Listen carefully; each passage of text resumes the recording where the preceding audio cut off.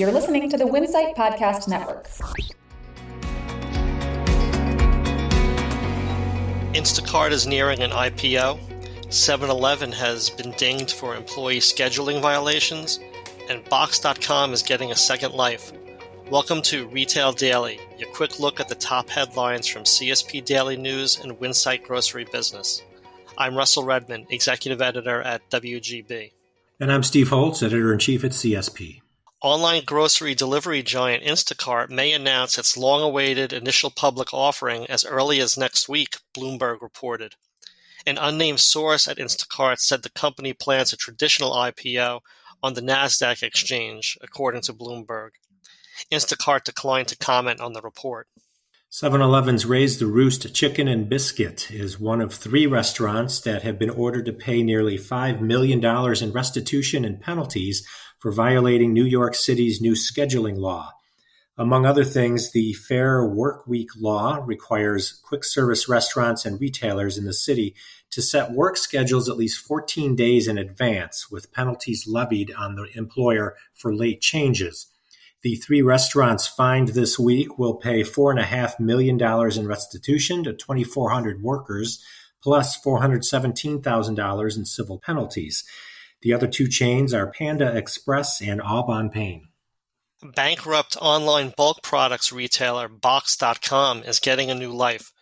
Regional distributor MSG has acquired Box's intellectual property and affiliates, and it plans to relaunch the e-tail brand in the B2C and B2B markets. The new Box.com will provide next-day delivery of groceries, home goods, and other products, including from existing and new brands. A new law in Hammond, Indiana will require gas stations in the city to close between the hours of midnight and 5 a.m. The City Council approved the ordinance this week in response to a recent burst of violent crime in the city.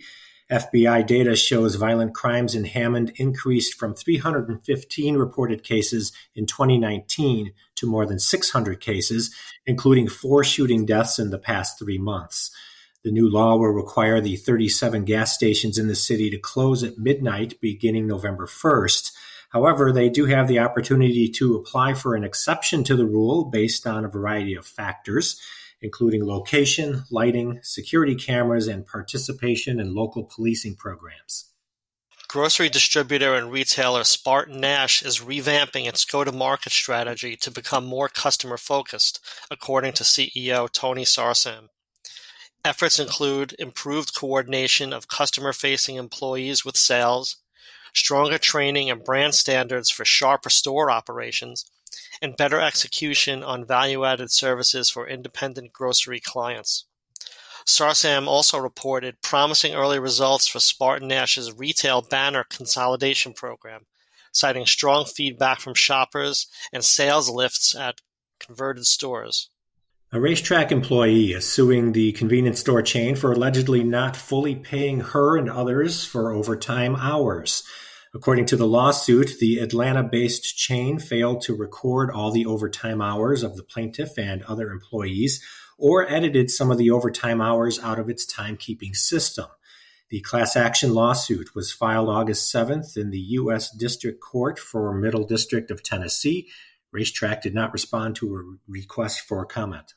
Inflation, competition, and lingering supply issues were just some of the challenges facing independent grocers in 2022, according to the latest Independent Grocers Financial Study from the National Grocers Association and FMS Solutions. Another big issue is employee turnover, which averaged 50% last year, the report revealed. For the study, 521 independent grocers representing nearly 2,000 stores shared their results for fiscal 2022. Sheetz and Wawa convenience store chains in Pennsylvania will see EV charging stations installed at their locations off interstate highways thanks to National Electric Vehicle Infrastructure funds.